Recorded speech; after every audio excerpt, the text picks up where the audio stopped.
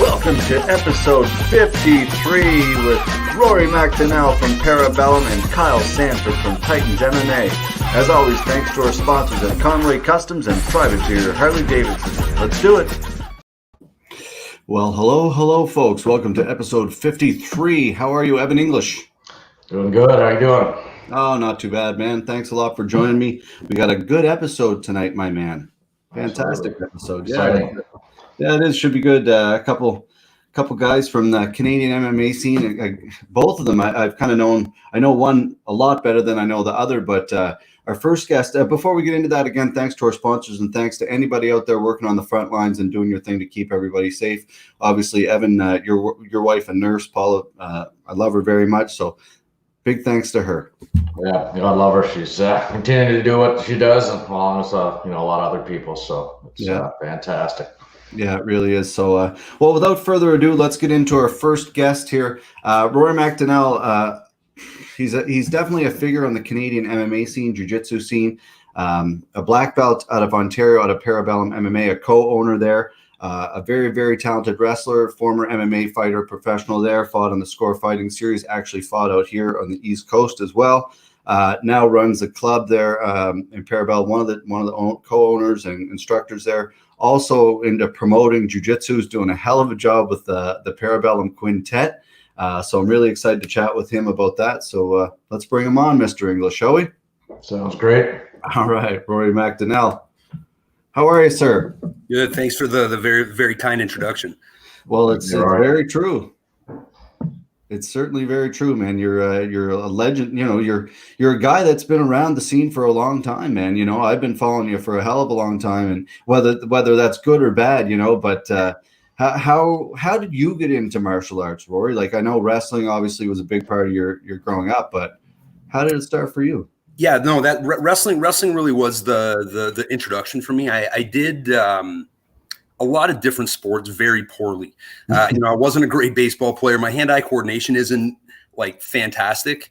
But I was always scrappy and I worked hard, and especially if I loved something, I would really invest in it. And when I came across wrestling, that's kind of the best attitude to have towards wrestling, because you're going to get the shit kicked out of you as part of the sport. And if you really fall in love with it and do the work, it builds. And that was a very natural transition into broader martial arts. Boxing, MMA, as you know. Part of my background is actually in Krav Maga. That pulled me into more the martial arts side of training. But yeah, definitely wrestling was the seed. Interesting. Yeah. See, so now Evan and I, we both grew up in a small town, Pictou, Nova Scotia. Small school. There was no wrestling out here. So for us, we didn't get to experience wrestling, football, any of that kind of stuff. We just drove around and ate pizza, so it was different for us, man. So I'm very jealous of anybody who got to experience wrestling, because it makes you so tough. It really does. The proof's in the pudding. Look at it. Okay. Yeah, it's one of those things that's kind of self-regulating. Just the nature of the sport and the difficulty of the practice.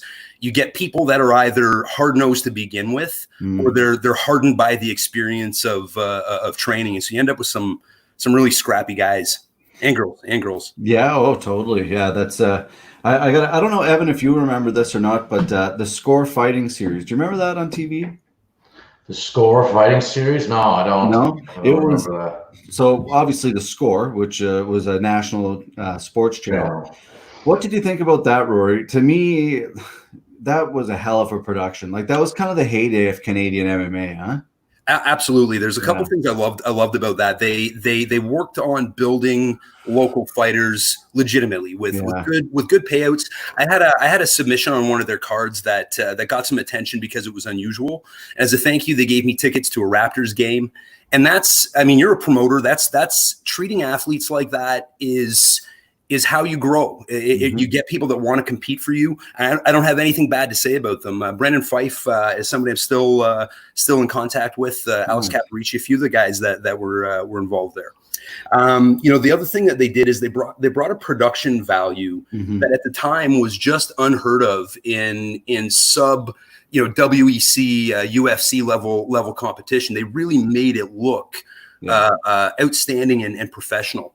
Now, what I love to see now, I know you've been following. I think did you have Jamie Champion on your show? Yeah, I did. Yeah. So Jamie Champion with PFC, and then the people at BTC are both bringing a level of professionalism to the sport that it's genuinely a pleasure to be involved with after having been in some of the starting things. I had this conversation with my business partner Lyndon. You guys ever see the movie Here Comes the Boom? Yeah. Kevin James, most realistic MMA movie ever made. Like the cage out in the rain that kind of collapses halfway through a fight. I can't tell you how accurate that was if you were fighting late 90s, early 2000s. Wow. How things have changed, eh? Yeah, it's so many positive changes. Yeah, it's going back to that. So like, we didn't have this growing up out here. Like my coach, there's lots of people, Peter Martell and those guys been doing forever out here. But yeah, it's interesting to look at that, like to look at what BTC and Prospect are both doing, like killing it. Like their shows are beautiful. Really, they really are. BTC has over a couple of years really come into their own. Yeah. With even behind the scenes, it's really smooth. They're a great organization to work with. And then the last PFC that Jamie Champion put on at the Rebel nightclub. Oh my God, that was that was really cool. That was well put together in a way that was just cool to be a part of. Yeah, I don't know if you got to see that, Evan, or not, but it was a fight in a nightclub in Toronto, the Rebel nightclub in downtown Toronto, but it was so beautiful. Like it was like a piece of art almost. Yeah, like, it was really beautiful. Yeah, I did see some of that. It was absolutely beautiful. It was, well done. Well, compared to most how they're in a rink like we did, most it's hard to dress that up. Yeah, and that's not, now that I've started promoting, finding a venue that satisfies all the different needs of a show. Something that's affordable, something that has Wi-Fi that they don't charge you $1,000 for. Something that looks good. There's a very small number of places that you can go to, and a rink. It's always going to look like a hockey rink. Yeah, always going to look like a hockey rink. But there's a lot of good things about it in terms of production value as well. Yeah, it really is. It's like you say. I always say that too. It's always going to look like a rink. Always, no matter what you do, right? Like the UFC can get away with it, obviously, because they're, I guess, they're multi-sport facilities, I guess. So it doesn't look that way, and they can dress it up so nice. But yeah, I got to ask you, Rory. Like your club, so many talented people. Like men and women, you're coaching at the highest level. What's that experience like? I'm enormously fortunate to work with the people that I do and work doing what I do. I'm a cog in a machine of athletes that have a work ethic that it's shocking. And people that I've watched over 2 or 3 years, guys like Aaron Jeffrey, Siri City, Adam Asenza, the thing, I could name everybody on the team because the guys set the pace and everybody tries to kind of match that. I've got 2 partners with Lucas and Lyndon that are, they approach the sport so thoughtfully and with such an attention to detail that I feel obligated to catch up, which is for me, it's a really motivating environment. And then on top of all that, I get to go in and just do something cool every day. I get to watch, the guys like Josh Hill spar every week, jumping off the wall, flying knees, every day, and I just get to enjoy that. So it's if you told me when I was 11 that this is what my life was going to be like, actually I probably would have thought that was awesome. But it's not. I couldn't have imagined this series of events that led me to something that can sustain me and that I love this much. I'm like I said, I'm enormously fortunate. Yeah, like to be able to do something you love and to be I guess financially stable off it and to love it, it's hard to find. So good. Pretty rare. I mean, most people usually go through a grind, but they don't get to do something daily that they're excited to get up and do what they love day in, day out. Yeah. So It's awesome. My partner Lyndon actually started out as a plumber and was doing very well. He fought on the East Coast a whole bunch. Yeah, of course, Lyndon Whitlock. I'm sure you're familiar with him. But he was doing very well financially. He worked. He went to Fort McMurray, and I know made oil money at Fort McMurray, and made the choice to walk away from that towards MMA, which I mean, even now is not a lucrative profession, but back then that's like you're absolutely choosing wealth and comfort or your life's passion. And again, I'm fortunate to work with somebody that made that choice towards passion. Yeah, he's a stud. He really is. He's another name in the Canadian MMA scene, like a Canadian scene that I've been following for a long time. He fought a lot out here in the East Coast. I think he fought he fought Gavin, I believe. Yep. They had a barn burner. Yeah. Ryan Connor. He fought Ryan Connor. Yeah. He fought Sponeline. John Williams, I think, too. He fought. He fought. It sounds like he had an issue with the East Coast. Whatever, you guys all the time. But I love the East Coast culture too. Just it's so conducive to fighting. All the guys that I met out there from all the different teams I've stayed in contact with. They're just good, positive people that like to fight. It's a good culture. Yeah, it really is. It's a great culture out here, and it's only getting better. And I guess that kind of leads me to Evan's been a part of a lot of our events like Chokes by the Ocean and that kind of stuff. And when I saw you were doing Parabellum, like the Nogies and the Qunitets, and then you look at it, you did it so well, Rory. Like I messaged you and I was like, man, like, so as a fan, beautiful. I really appreciate it. What got you into it? Like what made where you're like, let's try this? Obviously the partners were probably involved. It was a team effort. Like, yeah. What was the why? So what initially happened is I had a pretty severe injury. I tore my tricep in my right arm, and it rolled up into my arm. I pulled some bone chips off, and they had to do surgery within a day or two because the muscle will atrophy very, very quickly. So I was in a cast from my shoulder to my wrist, and then looked almost like a knee brace, but for my entire arm for like 8 months. And so training and teaching and even the work that I was doing at the gym was really limited. And like I said, I look at the work that my partners are doing, and I find it, if I'm not matching that, I get like a deep anxiety. So I'm sitting at home in a cast, trying to think of what I could do, what I could put together that would, feed my passion, that would support the gym, that would support the sport, that would provide opportunities. And it all came together with this Qunitet. I saw a Sakuraba's event, and I immediately loved it. It hit the right notes for me. Like I said, I came from a wrestling background, and when two wrestling teams compete, they do a dual meet. Right. And it's not the same as Qunitet. You go up through the weight classes, but there's this combination of your individual performance, which is obviously important to you, but then you're also contributing to a larger team effort.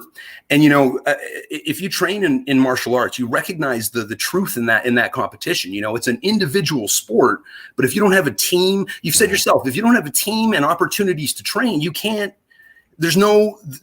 be a fighter. You need people with you. And so this competition really reflects that. So then I had, like I said, 8 months where I can't train. I'm sitting at home, and I just kind of plan through I let my obsessive compulsive, attention to detail just go wild.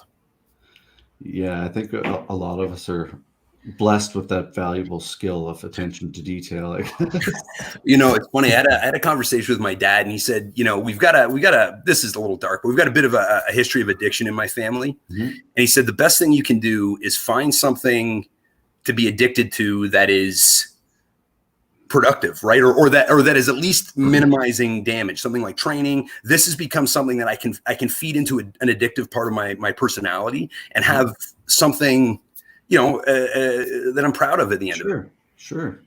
Yeah. Like it's so important to stay busy. Like, again, neither Evan and I are not professional fighters.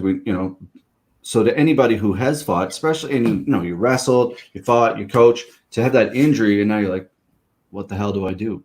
You got to stay busy, right? And you got to keep that drive going. So good for you, man. Like I was so impressed, and I watched it a couple times, and it's cool. It's I have to say, Ontario was kind of going through a weird period there for a while, right? With there wasn't a lot of no-gi competitions so it was good to see that, man.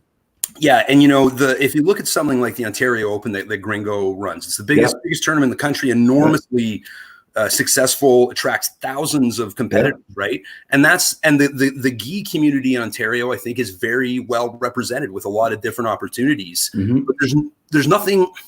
There's a few competitions that are popping up, but you really have to foster that community and provide opportunities that people want to get them to compete in it. And I'm invested in growing no-gi. I think the potential is there for it to match the gi sport as it should. They're both beautiful, expressions of our sport. Yeah, it is true. It's I struggle with training the gi sometimes, Rory. I'm like, man, I don't want to throw that on. Let's just do no gi. But and anyone who doesn't say they're two different sports, they're totally two different sports altogether. Really, like the fundamentals are pretty similar, but it's amazing the intricacies that each sport are totally different. Really, when it gets down to a high level. Yeah, one of the interesting things that I stumbled across was a statistical analysis of successful attacks in gi versus no gi at the highest levels of both sports at Abu Dhabi, and it compared the point systems a little bit too. If you look at what's successful in no gi, it's takedowns and it's back takes and it's strangles, right? And that's without question the most successful. Leg locks had a spike in efficacy for a year or two, and now that's starting to level out to about the same level as arm bars, right? Where the sport is well understood. And when you look at gi, the sport favors sweeps and lapel chokes, which fundamentally shifts the kind of the strategy of what you're looking at.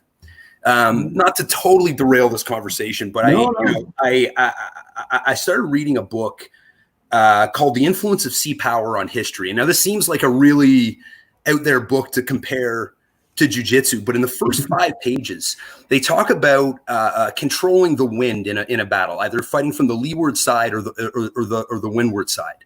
And what it tells you about what that army favors is whether they are somebody that's willing to expose themselves to risk and attack, or whether there's somebody that wants to sit back and play a safer position and then capitalize on opportunities. And it rang so true with me when you're looking at how to approach jiu-jitsu, that fundamental strategy. And I think that's not a bad way to compare those two sports, where the gi side of the sport, I think, plays the leeward side. They're taking a strong defensive position. They're putting the onus on the top player to try to pass and then capitalizing on opportunities. And the no-gi sport, I think, would favor more the windward side, where you're rewarded by taking risks because there's fewer consequences. You're not going to get caught in the same way that you can in a gi. So it's such a cool comparison behind the strategies and the kind of the game theory behind approaching a competition. That's a pretty smart way to think about it. I've never ever thought about it that way. That's actually very smart and very true too. When you really when you break it down that way, I like it. Your father. You mentioned your father. I met your father at the event we did in Ontario there. Yeah, I love competing for you. We should mention that as well, because that's absolutely was part of what inspired me as well. Because you ran an event that was, I think, 5 years ahead of its time. In terms of the scope of what you were trying to do and how you were trying to present the sport. It's really cool. It's really cool. And it's only now that's, I think, the market has caught up to what you were trying to do at the time. Because I know that there were some problems sure. Yeah. But that was a really cool thing to be a part of. I was a purple belt or a brown belt at the time, and it was the first time I felt like I was competing in jiu-jitsu with the same type of attention that I got when I competed in MMA. And that might be kind of the mission statement that I've brought with for Qunitet, right? I want to treat athletes like they're as important as an MMA athlete. No question. And jiu-jitsu guys just don't get don't get that type of treatment. They just don't. No, you're right, man. And I appreciate the kind words. And for me, it was an amazing experience. Like myself and Adam, we went up there and we did that event. There was myself and Adam and our host, Craig. We flew up and that was it and did the event it was crazy. But you know, it was to have Tom DeBlas and Joao Sis and Edwin Najmi and Gordon Ryan there. You're just like, what the hell is going on, right? Even yourself, I was like, Rory McDonell's there, Tremblay. Like, it was cool as a fan, right? And you know, looking back at it, Rory, I didn't know what I was doing either. Too, like, it was just like a what? You know, what's going on? that's such a it's a hard place to be on the frontier. Yeah. But I always admire people that do that maybe cannonball into something a little bit before they're ready and learn on the fly. And I think over time, those people are always more successful, right? I think they're always ahead of the curve, always making mistakes and learning, and being first.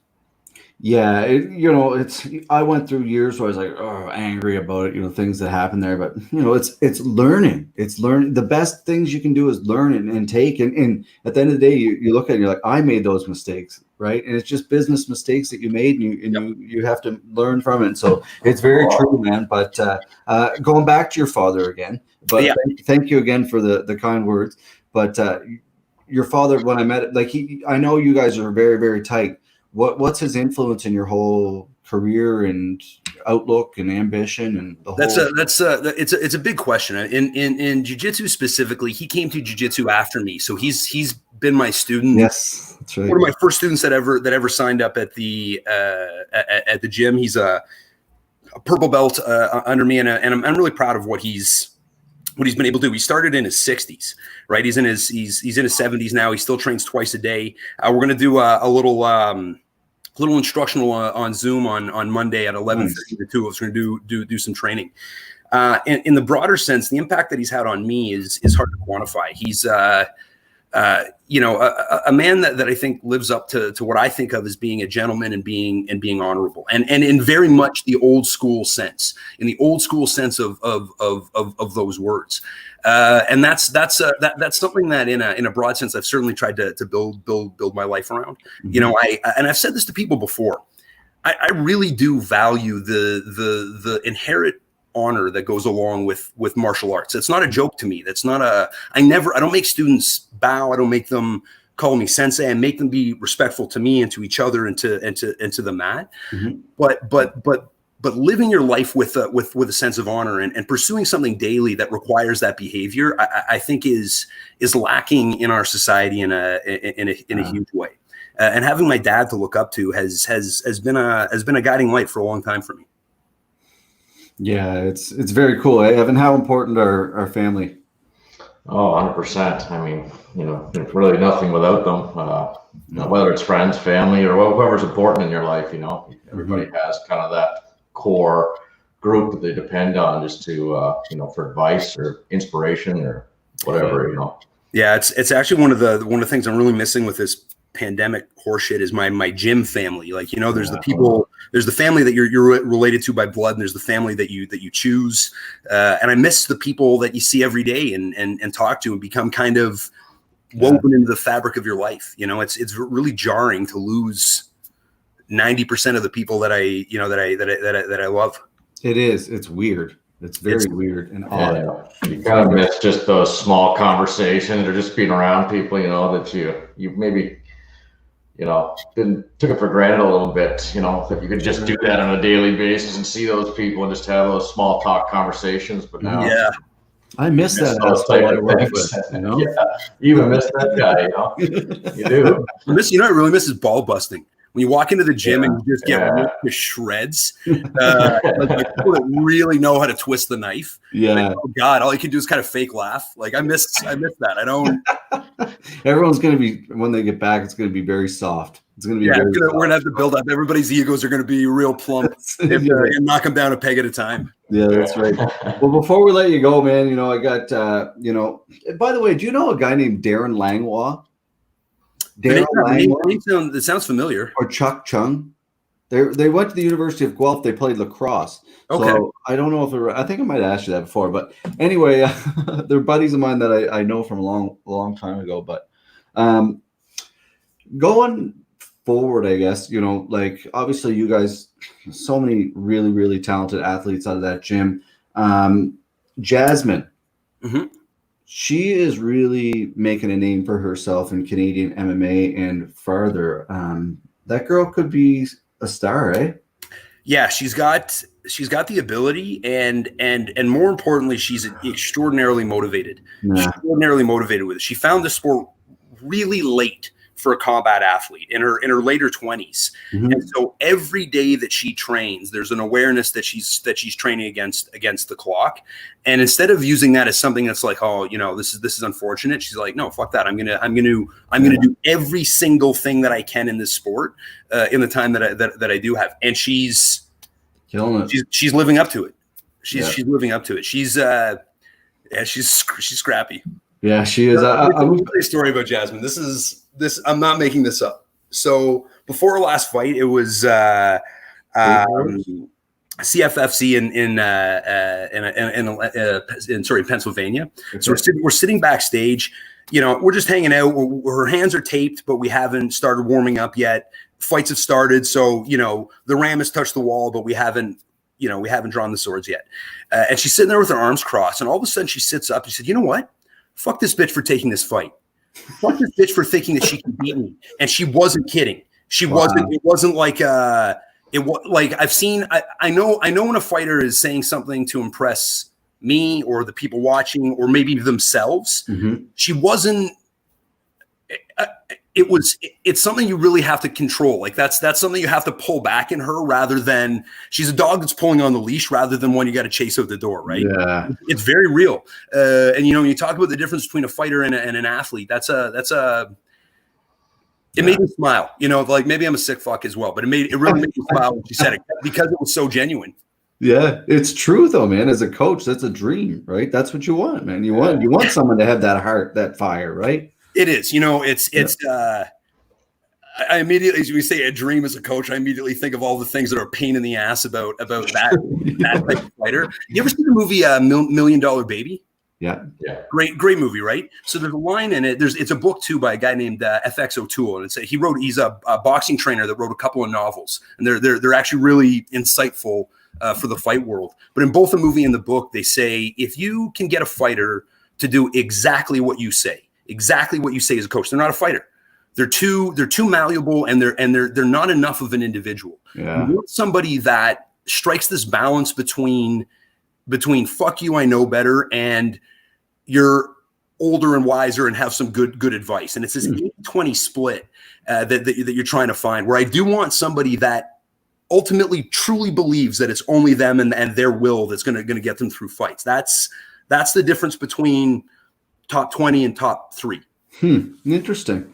Good advice for up and coming fighters right there, folks. So, well, Rory, man, I got to thank you very much for joining us. It's been, years since we've actually spoke face to face, and I'm a big fan of Parabellum MMA. I'm a big fan of the Qunitet and all your fighters. And if there's anything we can do on the East Coast to promote it in any shape or form, there's lots of fighters. I know there's lots of grapplers here on the East Coast that have been talking about they want to get a team in that Qunitet. Oh man, you have no idea. I would love to do.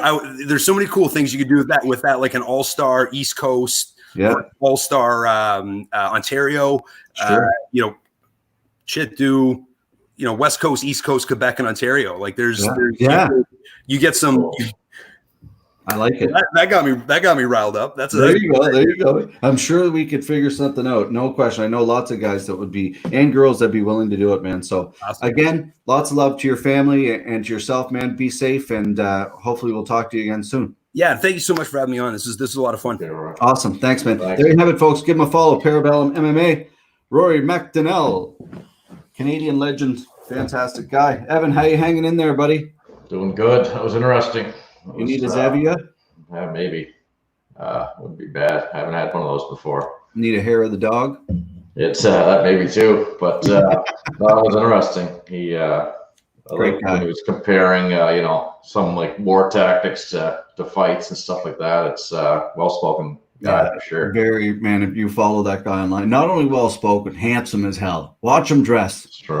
Oh, there you go. He's got the 3-piece, right? He's a promoter right there. Let me tell you, I love the guy. But let's move on to our second guest. Right away, another guy I have a tremendous amount of respect for. Not only respect, but love. This guy, Evan, when I first got into promoting, this is a guy, he's a black belt from Titans MMA. under Renzo Gracie, Peter Martel, Kevin Taylor. He's 7-1 as a pro MMA fighter. He's kind of like one of the original gangsters of the East Coast MMA scene. Kyle Sandford is his name. He's an absolute savage when on the mat. My first story, I got to tell you a story about this guy before I bring him on, but it was one day I went down to Titans to train, and I was sitting there on the mat, and he probably doesn't even remember this, and he'd have no idea who I was at the time, but I was a white belt or something, and he would head me in side control. If someone was asking him a question, he's like, "Oh, I'll show you," and he like head me in like some choke, and I was like sitting there like this, and he was just feeling like you were some dummy doll or something like that. Yeah, but just so good. He's so good, but he's legit. If it wasn't for him and a few other people on the East Coast, the scene would not be what it was. So I have a lot of respect for this guy. So without further ado, I don't know how you say that or not, but Kyle Sandford, folks. How are you, my man? Good. How are you? You hear me okay? Yeah.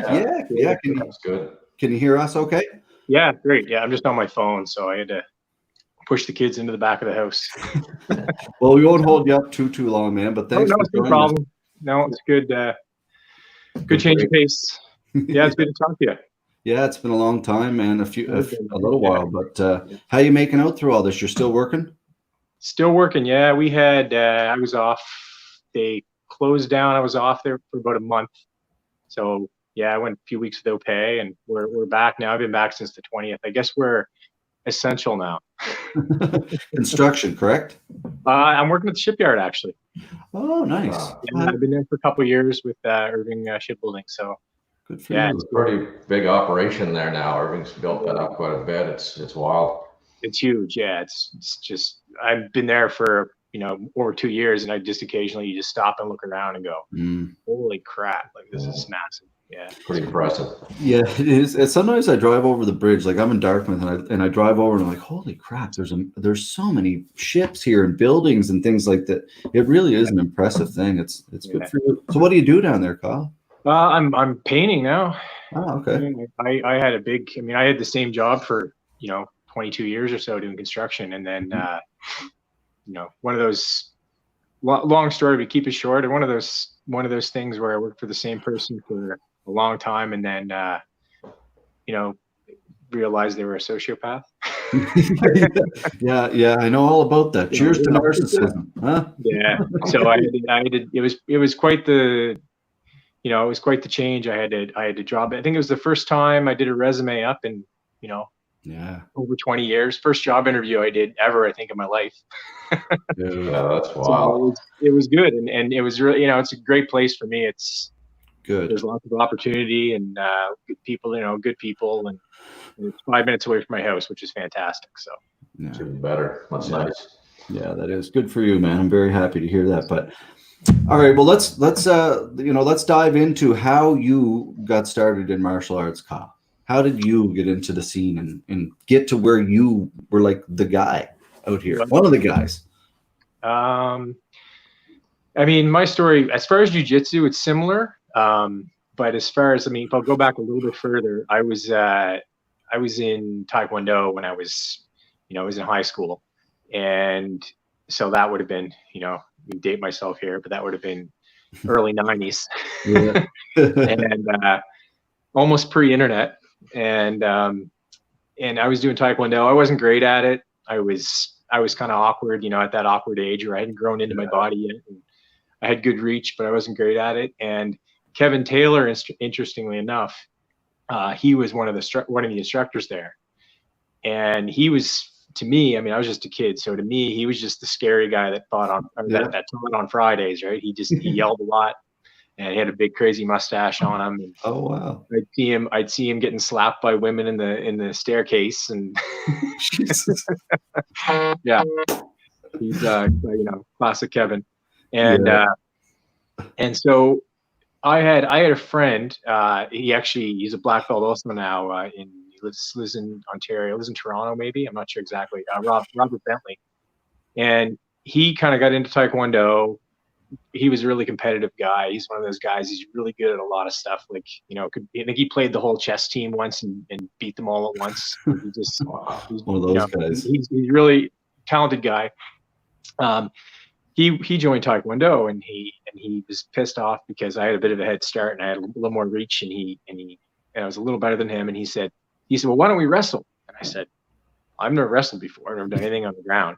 So we started doing that after class. And then I said, well, I don't really like these rules. Why don't we just wrestle till somebody gives up? And then that was kind of my first submission. You know, we were looking at in magazines. I kid you not, video games. I was getting moves from like Tekken 2. Like there was no like. I always tell the guys at the gym. Always tell the young guys, like, you guys have no idea. I mean, you can attest to this. You have no idea what it's like. We spent so many years just trial and error. Just we didn't know what we were doing, and there was no black belts around. There was nobody here for a while, and then you try stuff. You go to the gym, you try stuff. So we started going to Dalplex, training on the mats there, and then, you know, lo and behold, I run into Kevin one day, and he's like, hey, I know you go to Taekwondo. And I said, well, yeah, I do, but I'm not really doing it anymore. I'm doing this. And he goes, well, we're doing this. We're doing jiu-jitsu too. Why don't we train together? And he had the money back then to buy the Gracie, the original DVD Gracie in action tapes. Yeah. Where one whole tape was on like the kick to the knee and the clinch. Like they gave you a little bit at a time, and looking back, it was such a ripoff. But I mean, they had to make money. Yeah. And so we would go to his house, train in the basement, and we just started from there. It just grew from there. The gym was always our club was always just us trying to find a place to train. We had a couple guys, we had a couple more. Then it was like, okay, we gotta rent a space. Mm-hmm. We just kept growing from there, and it was a while me doing jiu-jitsu. We'd go down to Henzo's. To get belts. Like, I got all my belts from Henzo, but as you know, it was very far apart. It took me like almost 20 years to get my black belt, because I'd go down there and I did, and it was no rush for me. Yeah. I mean, I knew what level I was. I'd go down there. We had no stripes either. So you'd go down and you'd think, oh, I'm going to Henzo's. Maybe I'll get a belt. Maybe I won't. But most of the time I'd go down there and Henzo'd be gone. He just took off that day. It was just me having bad timing. And I'd get there and they go, oh, Henzo just left for Brazil, or he left for Japan, or wherever. And you'd go, crap. Yeah. Okay. Well, whatever. Let's roll. Whatever. I'll just train. I'll bring back some knowledge. And that's how we did it. And then, I guess, as far as the jiu-jitsu, I mean, that's where that came about. I mean, you want me to get into MMA, I can. Sure, yeah, it's amazing that like you talk about that, Kyle, and like Evan's a buddy of mine who's been involved in a lot of these events. He's done some judo growing up, and so he's been involved in every single event, and or even me involved in martial arts. So it's amazing to see how far it's come because of people like you guys. Like it's plain and simple. It would not be here if it wasn't. So it's incredible to see how far it's come from you guys starting off like 20 years ago like that. Yeah. Like going, in your story about getting that information from, these VHS tapes and Tekken games. And I mean, like today, you have a vast, like, resources of information. Like you can go on YouTube and, watch every fight, or have somebody instructionally show you, different techniques. And so it's a lot more struggle, when you're back in the early 90s or around that time frame. So it's really cool. Yeah. I mean, I've told the story before, but I just to give people an idea, like how far, how long ago it was.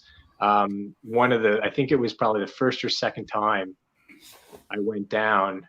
We went down to New York, and we were rolling with Matt. Matt Serra this was Henzo's old school. It's a different building. Matt Serra was a brown belt. And no, you know what? He wasn't even a brown belt. He was a purple belt at the time. And crazy. He all of a sudden, like, we were at the time, it was all about trying to get on top. Like, we knew a couple things from the bottom, but most of the time, kind of a triangle and, the odd guillotine, that was it. And we really hadn't done a lot of armbar from our back. So I don't think I had even attempted it at that time. Just, it was always like pass the guard, get on top, and go for the cross side armbar, the classic, try to get mount armbar from there. And all of a sudden Matt was just going to his back. And I'm like, what's he doing? And he was just killing us with these arm bars from the back. And for us, that was a new thing. I tell people that and they laugh, but I was like, no, we were. I remember going back to the hotel the first night and going, arm bars from the back. What's that? And now it's like what? You never, it's hard to comprehend now. It's hard to comprehend not knowing that at any time, but that's what it was like. And I remember Matt getting his. I remember us thinking as far as belts, how long it would take us, and when would we ever get our black belt? How long from Henzo? And then I remember Matt won worlds at brown belt, and then he got his black belt. So we were like, okay, great, no pressure. We just have to win worlds to get our black belt. Yeah, no pressure at all. Yeah, no big deal. Because I'm pretty sure Matt was his first American, black belt. So that was like, oh yeah, no problem. And line them up. But as far as MMA, I mean, I did jiu-jitsu. I still love jiu-jitsu. Like I'm actually really getting the itch lately to just get back hard training. Like I got kind of work under, I had to kind of take a break just to I kind of sacrificed a lot as far as financially and all that stuff. As you know, it's, jiu-jitsu doesn't pay well. So I kind of had to reset get some other things straight. But I've always loved jiu-jitsu. I love competing. And before I forget, I want to take the chance to thank you, Derek, just for everything you've done for the jiu-jitsu community in the Maritimes, man. Like I would have dreamed. I mean, I love doing it now too, but I would have loved that. That's the kind of thing I dreamed about when I was in my prime in jiu-jitsu, is just having these events and now I see it all the time, tournaments all the time, and all these fight cards and bringing people in from other places. It's been great. I just want to thank you for that. No, man, you're a legend in my eyes, dude. I have a lot of respect for a lot of people in this scene, and you're one of them, dude. And I look back at that, like I tell the story all the time about that main event. You and I are probably the only two that actually know the truth of that main event. And like people don't know about you went into that main event like hurt. Like your bicep, for anybody who isn't aware, like he fought Jonathan Satava in the main event, the first event I ever did. None of us had a clue what the hell was going on. It was pretty well run considering. Yeah, well, we all behaved somehow, but like I believe it was like 2 or 3 days before the event, you called me and we were like, let's meet up or something. Yeah. Well, what happened is I did something. I'm getting older. Yeah. I did something to my shoulder. And I was trying to nurse it, and I for a while I literally couldn't lift it like above 90 degrees. I couldn't. That was it, and no strength in it at all. And then I was seeing, luckily my sister-in-law is a physiotherapist, and so I was seeing her, and she was we were nursing it, and she said, "Oh, we can tape it up." And I said, "Well, I don't really want to pull out of this thing, I'd really like to do it if I can just get it, so at least I have full range, full mobility. I'll work with it." But that was a little silly on my part because, of course, everything is dependent on other things. So shoulder was sore. And what ended up happening a couple minutes in is my bicep tendon tore. And I didn't know at the time. I mean, at the time it felt like just a bad Charlie, or like I had a cramp. But it actually tore. The muscle came down and flipped over. And yeah, it was pretty gruesome afterwards looking at it, but whatever. It was unfortunate for me because I really liked, Jonathan Satava is a great guy, but I'm more upset when I don't get to fight how I usually fight. And I was I had to be defensive for most of it and just hope for an opening, which I didn't get. Yeah, well, that's it. Like that went like fifth. Was it fifth? That was a 20-minute main event. I blame my corner because he got me with 1 second left. That's right. Like he got me with a knee bar of all things, and I had no idea that there was only a second left, and no one told me, and I could have easily held on for probably 5 more seconds easily. Yeah. Yeah. That's too bad, man. Because that was. What's that?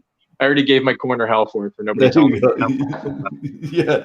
Yeah. It was an incredible match, an incredible event, and so there's the story for anybody who isn't aware. And the thing is, Kyle, you never said a word, you never complained, you just so humble in defeat. And I know like Jared's very much like that, Rorson's very much like that. I love that. I think it embodies that martial artist, that total martial artist. And it's amazing for me as a promoter because I deal with that. And then I deal with the totally opposite. I'm like, what? You've been like training like 3 years, man. Come on, like settle down, right? Like these guys have put their like it's crazy the difference, eh? No, I hear you. And I mean, for me, the big thing is like getting injured. I know from doing it for this long, like that. It's hard to go into an MMA fight, in a jiu-jitsu match if you're training hard. It's hard to go in 100%. I mean, everybody's got something going on. And I've always felt like watching interviews, watching post-fight stuff. Even if they don't mean it, I find when people immediately talk about their injuries, and I'm not going to mention names, but there's people even I respect a lot who immediately in the post-fight, the first thing they say is how they blew their knee out or they were sick or they whatever. And for me, I find that disrespectful because it always comes across, even if they don't mean it, always comes across like I would have won if. Yeah, you're right. You know, and it's hard to not sound like that. So, I mean, he even backstage when at this thing, I mean, we at your event, I took my shirt off and he kind of like he looked at I had my entire back and my shoulder all physiotaped, and he kind of was like, "Whoa, what's going on there?" And I was like, "Oh, I did something by shoulder," and then I'm pretty sure I just did something worse. And then he just kind of laughed and he was like, well, thanks for not pulling out, And I said, "Oh, no problem." I said, "It was an honor to do it. I'm glad we got to do it, whatever." He was a good guy. That's what it is for me. I mean, it's just really hard to talk about stuff like that because everybody's got them, and you're going to say, "Oh, well, I hurt this." Well, oh yeah. Well, I had a sore foot. Well, I was sick. Well, it just can. Yeah, good. Yeah, very well said, man. But for me, it's probably one of my favorite moments as a promoter, Kyle. I have to say, you're probably one of the classiest people I've ever dealt with, dude. And I see it with your family all the time, and it goes to be. I guess I don't know what I'm trying to say here, but it's without saying. I guess you're just an all around good guy, right? And it doesn't take much to be a good guy. No, I don't think so. No, it really doesn't, man. Like, and it's funny going back to jiu-jitsu, like. Evan, I don't know how much you know about like the difference in, I guess, styles in jiu-jitsu, but you would know, like you see some guys who are like berimbolo, they're upside down all the time, and like Kyle is more like a original, like kind of like Gracie, like Jared has the same style. I kind of the same style. Rorson, like not upside down as much, right? Like, and I still think that style is better. It's not, it's different, but I don't ever want to be in your side control. Again, it's different, and like I said, it's a difference between when I learned it. They were teaching it a lot. They were teaching a lot of it for MMA. I mean, when I started, it was jiu-jitsu. Was not that everybody was doing MMA, but it was jiu-jitsu. It was almost like I liken it to Hickson's still philosophy and a lot of those guys, where if you couldn't use it in a fight, like. Yeah. Why bother really? And yeah, there's a lot of sport jiu-jitsu going on, and there's a lot of fancy stuff in jiu-jitsu, but some of this stuff in sport jiu-jitsu, I mean, if you ridiculous put pressure on a guy for a second, in some of these crazy positions, and you just can just cancel it out and stall it for a second, pinch your legs together and hold him, he's going to get destroyed. Yeah. And that's what I always say, like some of these positions, even some of the footlocks you go for, I mean, yeah, there's guys that are really good at footlocks, but if you go for some of this footlock stuff and you're not really good at it in an MMA fight, and you're a little bit tired or whatever, I mean, guess what Gavin went through in his bad loss, right? And I talked to him about that. You're gonna get hurt because you got to get it, and you're going underneath the guy, and you're going in really putting yourself in danger, and you're reaching with your hands. You got no guard. And for me, I've just been always a basics guy. I mean, that. I don't have a lot of moves, so for me, when I get in a position, I always say like it's easy because I don't have a lot of moves to flip through in my Rolodex. It's just It's just like you don't need a lot when you're no, using I got like 3 or 4 go-tos that work, and I know they'll work. And then if I'm going against lower belts, yeah, I'll try some newer stuff. And I like to understand the new stuff just to be able to defend it. But I mean, for me to change or add things to my game, it doesn't happen very often. It still happens, but a lot of the fancy stuff, you guys joke with me trying to do a Parabellum, like just. Yeah, I hear you, man. I do not go upside down too much. Like I just, if I'm forced to, but I don't. It's not preferable for me. There's just better places I'd rather do. Yeah, exactly. So one thing that I think is very impressive about you as well, Kyle, is your MMA career. You started your MMA career, for anybody who isn't aware, you went 7-1. Your first fight was against Jeff Jocelyn as a loss. Yeah. And then you rattle off 7 wins. Yeah. How the hell did that happen? Yeah. Kind of a weird record. I mean, it's funny because I just finally watched he made a little mini documentary of nice. Fight, and I just watched it on Facebook the other day. But it's I mean, it was like he describes it.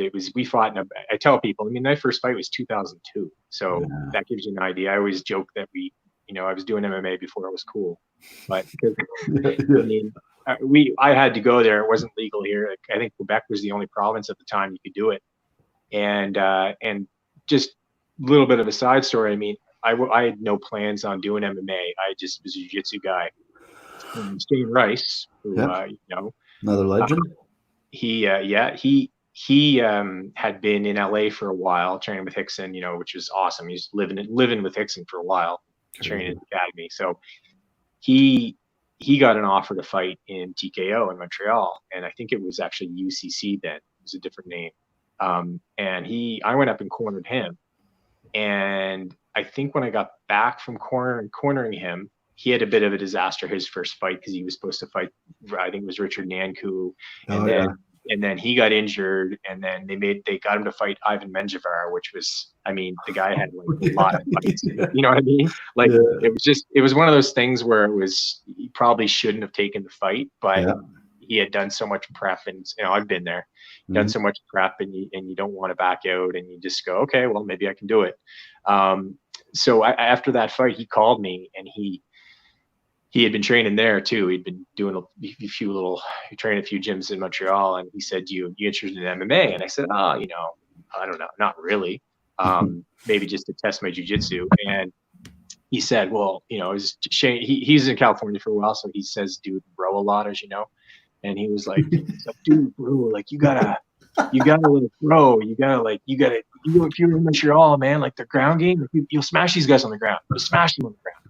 And he was just like that. He's very outspoken, and no disrespect to any Montreal guys, but he's very blunt about it. He's like, dude, like I smash these guys on the ground. They're way bigger than me. Like you gotta.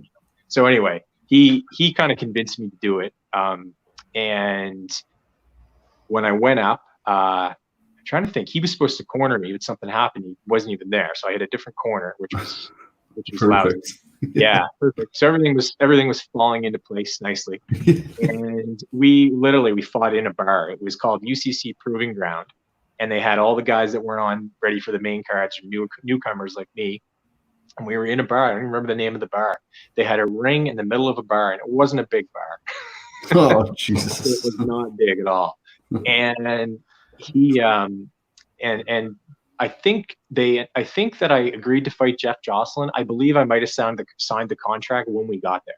Like it was one of those things where I was supposed to fight somebody, then they changed it. I think I was supposed to fight Jonathan Goulet at one time, and then they changed the fight a couple times because guys were getting injured, and he was also kind of looking out for, certain.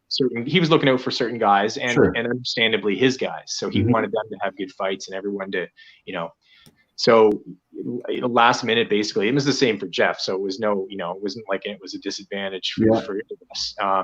We just got matched up, and that was that. And like he says in the thing, it was a bit of a blur. I remember being really dark in there, and I told him afterwards, like I said, man, that overhand you threw, like I honestly didn't even think it came from you. I didn't know where it came from. Like it was like one of those things where it was like it disappeared, and it disappeared into the shadows, and then boom.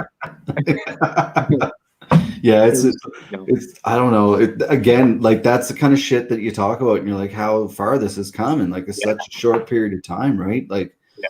yeah, it's like I actually forgot to ask Rory about that because Rory fought here. I don't know who you might know whose card it was. It was at the rodeo bar in Dartmouth. Big Danny Patterson was telling me about it. Oh, the rodeo. I don't think I had. Yeah, I'm not sure either. There was a few cards, and I don't think I went to that, but I do remember there being one there. Yeah. Yeah, I'm not sure. I can't remember even what that bar was called. I think it was just called like. Do you remember that, Evan? It was like a Yeah, rodeo. it's like down by the bridge there, like Yeah, on that drag in Dartmouth. I remember I the don't know if rodeo. that's still open. I the don't think. rodeo. The rodeo is that what it actually was? I If it think was the so. rodeo, I know where that is. It's in Burnside, but I don't remember. Yeah. Yeah, who knows? But yeah, it's interesting, man. But Evan, you might not know this story. So Kyle, again, being a guy that's grappled a lot and fought a lot. GSP, not too many people have got to experience that. What was that like, Kyle? That was, I'm hard on myself, so Yeah, yeah, sure. Yeah, it wasn't very exciting. I mean, that was actually I had a lot of bad timing as far as injuries. I had a knee surgery right after I fought Potban. In that fight in Montreal, my knee actually buckled on me like 3 times, and that's when I realized that I had no ACL and hadn't had an ACL for a few years. And so I had surgery on that, and the GSP, that was Ontario Invitational, so Submission Invitational, and that was about 8 months probably after surgery. So for me, that was like, it was almost like a test because I didn't want to get back into MMA and have something yeah, happen in the middle of an MMA fight. I said, hey, I'd rather do some grappling and see how it holds up. But that was that was fun. It was like, St. Pierre was, I'm trying to think if he had fought Matt Hughes yet. I'd have to look it up, but he wasn't in the UFC long, but it was just cool that he was in there and I got yeah. to roll with him a bit. My wife still gets mad at me because she told me to just pull guard because there was no negative points for pulling guard. She said, just pull guard because if not, he's gonna get the 2 points and then you're gonna be fighting from behind and it's gonna be, and I said, yeah, that's a good idea. And then I went in there and tried to stand and he got the 2 points. So she still, to this day, she still says, you should have listened to your wife. Yeah, So, that's right. Eh? Number one rule. Yeah, it's always a good rule. yeah. But it was fun, like it wasn't very exciting. It was mostly me digging for his arm the whole time for my back. I let him pass once to try to sweep him, didn't work. We both went for heel hooks, not heel hooks, both went for ankle locks at the end. It was, wasn't too exciting. It was very technical for both of us, Yeah. but it's too exciting. But it was fun, and it was fun to look back on. It was fun to have that experience because with an obvious Hall of Famer. So Like legit could be the greatest of all time, yeah. right? To have that. So Craig here was saying you were actually supposed to set them up to fight. Is that right? Or is Craig just fight MMA? Who up to fight? Craig Ferguson. He said, for real, ask Kyle about his match against GSP and the time they tried to set them up to fight. I'm trying to remember if they tried to set us up to fight. I don't remember that. We have another question too. If you ever got a chance to train with David Loiseau. I don't think I think I might have seen Dave at a seminar once. But interestingly enough, I did get a call to fight Dave Loiseau once when he was I'm trying to remember if it was, I think it was he was still in TKO or UCC in Montreal before he was in UFC. And again, that was like, I don't even think I was 6 months rehab from surgery. Oh, And I got, you know what I mean? It was just a lot of bad timing.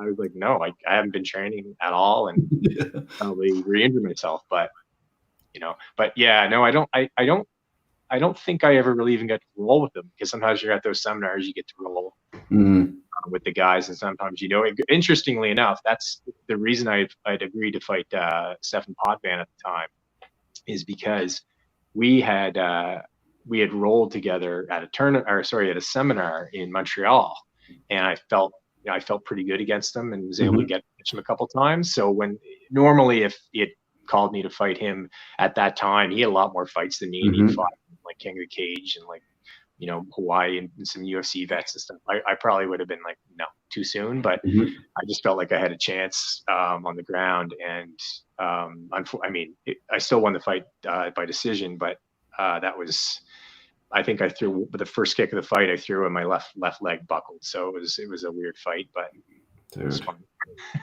Yeah, it's injuries. I don't know. I know this game is not. It's not fun in that regard, you know. And I'm just a jiu-jitsu practitioner, but you know, so like, timing, you know, like it's the same thing. I mean, look at TJ, right? TJ, it's just. I mean, it just. Selfishly, I'm so pissed off because I want to see that title fight so bad. Yeah. And but I mean, you can't mess with your head like that. No. Well, and he's handled it very well. Class act. Like, for sure. You know, a lot of people wouldn't be able to walk away like that, and you know, he's always very vocal, like nice in the community to everybody. You know, a lot of people could be totally pissed off and be like, "I'm going away from this sport forever," right? So, yeah, or he could have been, or he could have done it anyway. You know what I mean? True. He was really smart. It's not worth it, right? It's not worth not being able to talk to your kids someday. Yeah. Dangerous stuff. No, it really is. Yeah, it's so. My last question for you, Kyle, and I don't know if you have any for him, Evan, but my last question, being as a guy who's in the promoting side of it, you know, MMA here has a pretty good history. You know, like the ECC did some really, really good shows. Sure. With really big crowds, and I personally don't think it'll ever get to that level again. You're never going to see like 5,000 people or whatever watching a local. Their first couple of shows, no way. Yeah, and so you look at that, and you know, the sport's improved, and people always say like MMA is never going to get to, it's bigger all the time, but it's such a weird thing. Like, what do you think about that? Is it bigger? Is it going to get bigger? Do you think it's going to get smaller, especially now with what's going on here? I don't know if it. I mean, when the reason the shows were so big here at first, obviously, is they had lots of press. It was, you know, it's like the whole, you know, no press is bad press. It was just, they had a lot of controversy when I remember being on a few things just talking about it when they were trying to get it legalized here. So I think a lot of it was the curiosity. I mean, people came out for those first couple shows like in masses, but then it's also a bit of, you know, for me, it's even the same with the UFC. It's a bit of oversaturation. Yeah. I mean, I just feel like the UFC for me now, I mean, everyone assumes just because I did some MMA and I followed it that I know every fight that's going on now and every fighter. And I'm at work and people go, "What do you think about the fight on the weekend?" And I go, "Didn't watch it." Or I go, "Who's fighting?" And I go, you know, tell me more. And it's just, there's so many events and I mean, it's not here, obviously there's not as many, but I mean, I think I do think it's growing in the right direction, but I think it's going to be, people want to watch. I remember a few ECC shows, they'd have them on like the same night as a UFC. And it's like, people want to support, you know, and it was just bad. It was just bad scheduling because that was like the only night. And then the UFC changed their event a couple times. And it's like, people want to see it and they want to support their local athletes, but they also want to watch UFC over, you know, they want to, it's just the way it is. I mean, it's, especially back then, for sure. And, you know, I as far as growing, I mean, I feel like it's obviously it's mainstream now. When I was doing it, there was no one to train with. I love the fact that people can just do it, and if they want to fight, they're you know, it's pretty likely they can get one locally and kind of work their way up, get a local, get some local support, and then go from there. Start branching out in the Maritimes and Canada, and then get into the, you know, shows in the US and all that stuff. Yeah, and that's how I feel about it. I don't know about you, Evan, but like I look at it and I'm like, I don't think it's ever going to get bigger, especially from my end. Like if you're selling 1,500 to 2,000 tickets in our area, that's as much as you're going to get. Yeah, I agree.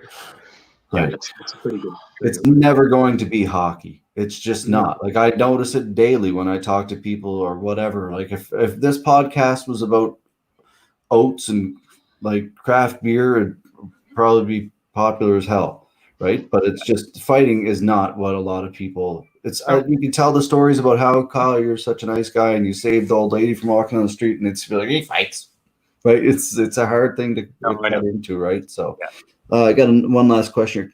let's be honest, back then the commission gave the MMA world a hard time talking about New Brunswick and Nova Scotia. It's not an easy thing dealing with those commissions. I agree, but I will say, man, like I gotta say, I give full credit to Hubert and all them. They were very good for us to work with. They want us to be successful, and he's been a big help for us. So For sure. I don't have much. Kyle had the first ever recorded MMA finish by Anaconda. Oh yes, Craig Ferguson. You told me about that before too. Yeah, old Craig.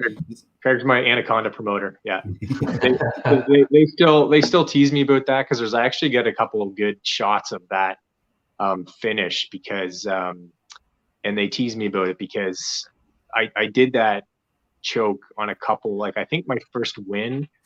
I'm trying to think, was it my first win? Yeah, I think my first win was by Anaconda, and then I had another one after that, both by Anaconda, and then no one really had seen it. They'd seen the Darce. Some people don't know the difference, but they'd seen the Darce and they didn't really kind of know what I was doing. And then Nogueira did it, and when Nogueira did it in UFC, it was like, whoa. What's that? And then people started calling it the Nogueira choke. And of course, to give me a hard time, everybody at my gym started calling it the Nogueira choke, even though I used to do it all the time. Yeah. And it's just one of those things that, I mean, I did it in some smaller shows, not in the UFC, so no one would have seen it. But yeah, it was kind of cool because I remember the year I did that. I think it was the second or third one that year. I don't know if you remember Arnold Lim. He was a photographer and he did MMA Ring Report way back, and he used to put up like best of at the end of the year, and this was back in like the OG like the underground Florida days. Yeah. And he used to put up the best of, and he actually gave me that for that year. He gave me like submission. I think it was either first or tied for first for submission of the year, because it was new, because it just hadn't been seen. It was nothing spectacular about it, but it was just that he just said, it's not very often you see a new submission. And to be honest, I kind of stole that from wrestling. I stole it from wrestling class because I had done a choke on somebody and they're like, oh no, you have to have an arm in. So I just put that arm in and did it. Perfect. And guys were going to sleep. And then I went down to Henzo's and was doing it to those guys. And then they were getting up and telling Henzo, everyone, he put me to sleep with this choke. Like, I don't even know what he did. And then, yeah. Well, there you go, Craig Ferguson. Sally here, Sally. Craig Ferguson is the president of Kyle Sandford Fan Club. He'll let everybody know. He'll probably write that on my gravestone. Nothing wrong with that, though. It's important to have fans, and Craig's a good guy too. Lots of love for that guy. So, well, man, I don't want to hold you up too long, but I want to thank you for joining us again. I have lots of love and respect for you, man, and hopefully you get a chance to see you soon. I haven't had a chance to see you and get beat up by you for a long time, so hopefully when this is over, we can connect. Put him in the Anaconda. What's that? Give him a taste of the Anaconda up close. Yeah, I think I probably had a taste of it, I'm sure, and over the years. I don't know if I've been put to sleep by No, I've only been put to sleep once by Jared. Yeah, but I've been probably tapped out by the Anaconda, I'm guessing. If not, next time we roll, you can get me in it. But all right, buddy, we'll get back to that family of yours. Have a great day. Tomorrow you're off. Have a wonderful rest of your weekend, and maybe we can get yourself and Matt, Sarah, and maybe a couple of the other guys on here, and we can talk about the old days. I'd love to get Taylor on here too. Yeah, for sure. Kevin would be entertaining for sure. Yeah, that's right. Keep him focused on jiu-jitsu though. He'll start telling stories that. I like it. I've been following the shadow boxing too online. Good for him, keeping busy, keeping people motivated. It's good. It's important. It's good. I haven't been doing all of them, so he's making me feel guilty every time it pops up on my phone when I'm doing. But I'm being lazy and I'm having a drink and it pops up. Kevin is live. I'm like, Yeah, he's a stud. He definitely is. It's good for him, man. So, all right, pal. Well, thanks again for joining us, and have a wonderful night. Night. Thanks for having me. Have a good long weekend. Okay, there you go, folks. Kyle Sandford, one of the original gangsters, original grapplers, you could call them, off the maritime scene. Lots of experience there. Evan, you still with us? That's cool. It was good. Yeah, enjoyed that. No, it was good to see, somebody that's kind of was a forefather, I guess, in the local area, and just have the struggle of, you know, access to information and having to travel to, you know, get belts. That's it. Like, I know, and Jared's kind of the same way. Like, he learned from just like random magazines or whatever, and it's funny to see like these people learn like that and how talented they are. Like, how bad they'll kick the shit out of you by learning that way, right? It's amazing to me because I can't take, you know me, I can't take the knowledge in. Like, I struggle with it. Like, Chelsea was trying to teach me how to play crib today. I finally got it after a few games, but you know, so when you can see people pick up this technique, it's pretty impressive. But absolutely. All right, buddy. Well, that's episode 53 in the books, folks. Just some big information I want to drop to everybody as well, too. We've moved forward, and our Fight League Atlantic number 1 will be on the Fight Network across globally. The Fight Network, based out of this particular one in Canada, they'll be playing it, airing it within the next 30 to 60 days. That'll be airing all over the world. So all you fighters who competed in Fight League Atlantic 1, congratulations. Your great performances, and of course, Danny Harvey. But yeah, awesome. Yeah, it's big news. Huge news, man. So, all right, buddy. Well, thanks again, Evan, for joining us. You're a hell of a guy. If you can be anything in this world, my friend, be kind. All right, folks. See you tomorrow.